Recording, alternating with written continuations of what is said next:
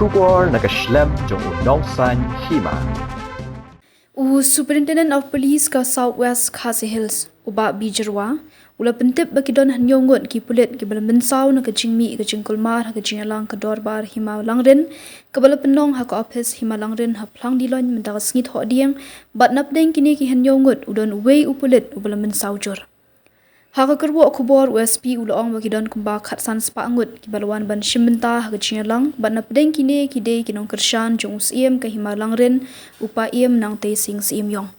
Kat ba dang yat ka Jingalang lawan poi sakawei ka kinhun ka badan kumba khatsan spa Ngut ki bala temu banwan shimbenta lang ha ni ka Jingalang ulaong bakham haswa kat ba ka Jingalang kadang yat kidon ki dekhot jong ni ka kinhun ki bala persyang ban penthot ya ka Jingalang hendai namar ka jing tuklar ki Pulit bat ki magistrate ki bala dan ha ka tiga jaka lala ban te lakam ka Jingkulmar bat ka Jingalang kala yait ben. Hendai hadian belakut ke Jingalang haki por khat san minit shteng sngi ki kinhun jong ki bepersya kila sedang ban penmi Jingkulmar dak ba penjot ki syuki bat ki we ki tiar ha ketika jaka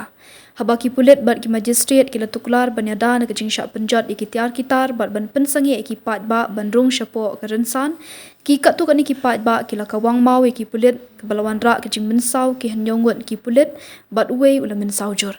Kenang ban penprai upat ba berbanyada na ke jingjur syuk ke Jingkulmar ki Pulit ki lahap ban penan kam da ke bor long USP wat la kata ki pat ba kidang yai beteng ban penjur ke Jingkulmar hendai ki Pulit kila yai khangla de ki pat ba banang penjur ke Jingkulmar bat hadian kila la ban khangla bat ki pat ba na ke kinhun bepersya kila prano na ketika jaka